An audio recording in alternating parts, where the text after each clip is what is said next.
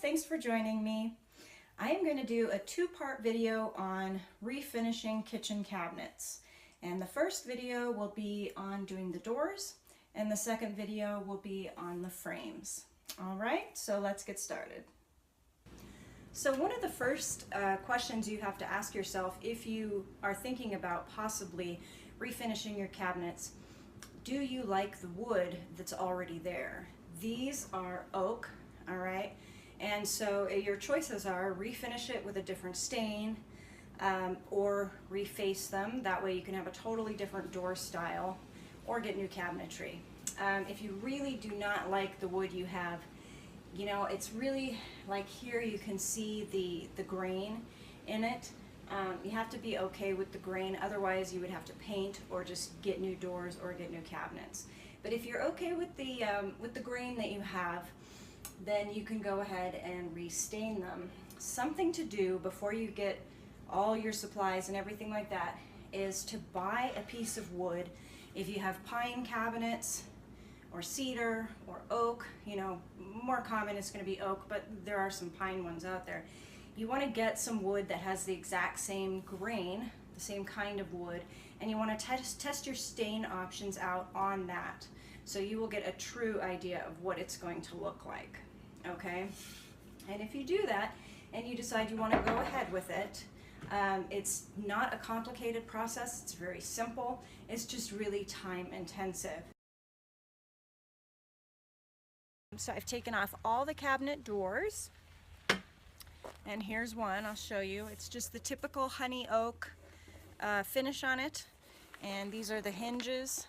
So the first thing I've got to do is take off all the hinges, hardware, you know, anything like this, the little bumpers that keep it from banging when you close the cabinet. I've got to remove all of that, and then I am going to start sanding, and we'll do a custom stain finish on these, and you guys can watch the whole process. So let's get started.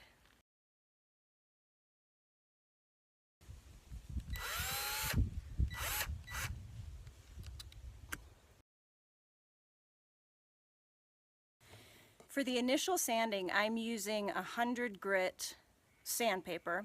The stuff I really like is the 3M Pro Grade. It does last longer. It says on the package that it lasts longer. It does.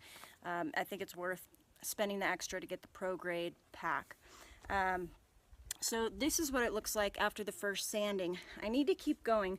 What we need to watch for when we're taking the initial finish off is making sure that when you hold it up to the light, that there's no shiny spots, even in the grain. Sometimes, you know, that finish will soak into the grain. We need to get that off. Otherwise, when we put our new stain on, it's going to be blotchy and it's not going to take anywhere where that finish was left. So if we want to have a nice result in the end, we need to not cut corners with our sanding and make sure that we're very thorough.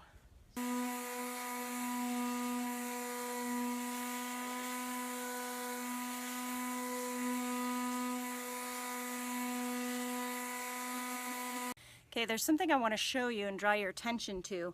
When I'm sanding, if a little bit of that hardened finish gets stuck in my sandpaper, what it does is it goes everywhere my sander goes. So I don't know if you can see it or not because it's so sunny out here, but I have some spots here that kind of, you can see where the sander went, and that is really important to not let that continue. I'm going to change my sandpaper and make sure to sand that out. Otherwise, when I put the stain on, you're going to see all these wiggly marks and it's going to be horrible.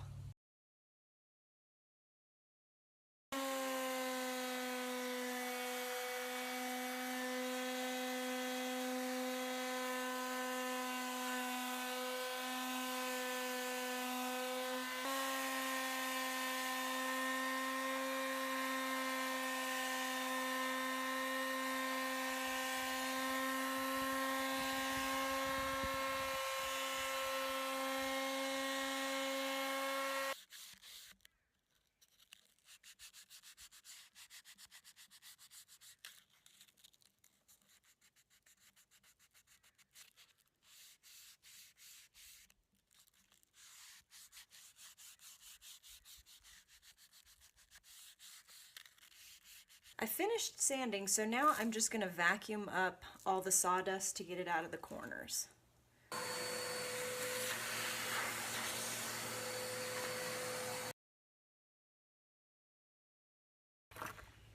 ready to stain. I'm using my first stain here. You can use a brush for this. I just like these little sponges. I can throw them away when I'm done.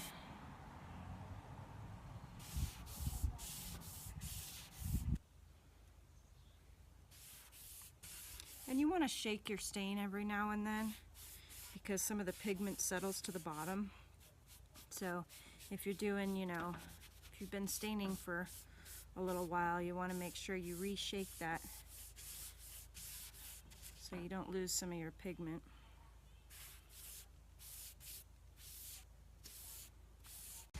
And now I'm going to start wiping it off.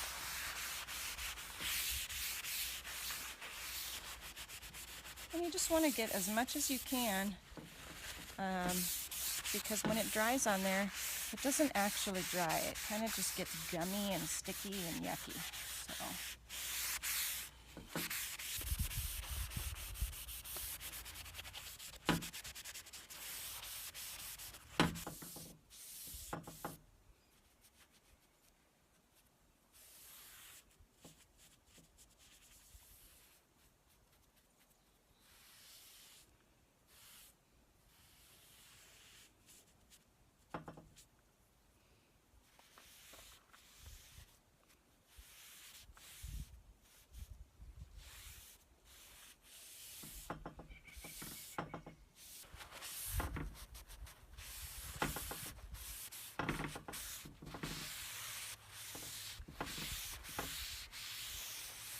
Now I'm applying the second color of stain, which is quite a bit darker.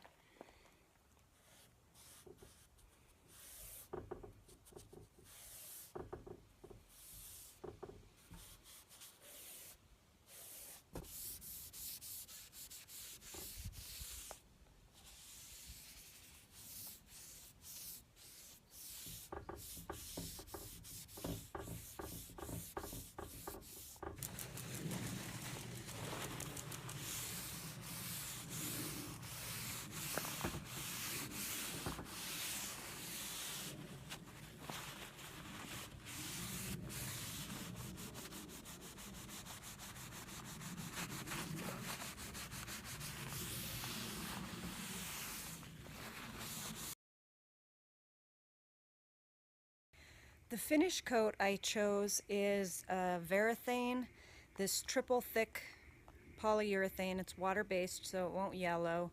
And it is really thick. It almost has the consistency of like an Elmer's glue. But I can get it in one coat instead of doing 3 coats, which it's not so much the coats applying the finish coat that is the time eater upper is the sanding in between. So if you do a coat, then you have to sand it, and then you do a coat, and then you have to sand it. It's that sanding that really takes up a lot of time on all my 19 doors. So this is going to be worth it. It's 1 coat, and I'm going to put it on with my spongy brush. I'll show you in just a minute. What we really have to watch on these doors, as anything with detail areas, is where this piece meets this piece. So it's going to be hard for me not to get buildup of the finish coat at these edges where they meet. Okay, what I like to do is I start with these areas here.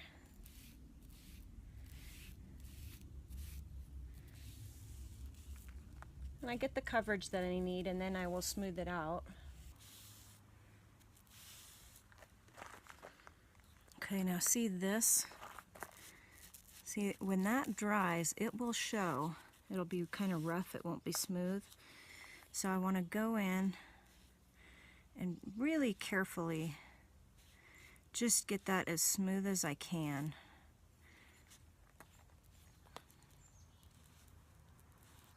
If you're a perfectionist, this is going to drive you nuts.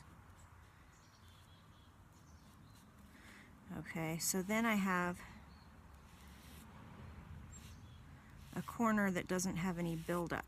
And then the next challenge I have is here.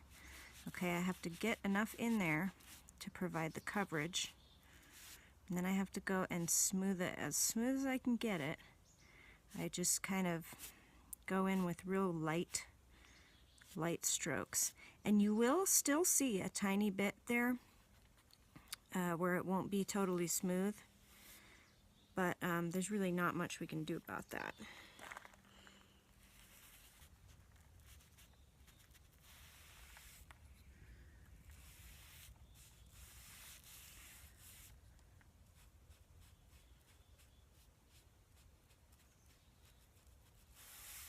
Now it's important when we do finish coat that we're able to look at it from all different angles to make sure that none of it got skipped over.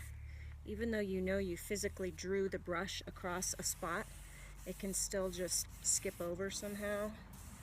So I look at it from all different angles, make sure that it's all covered.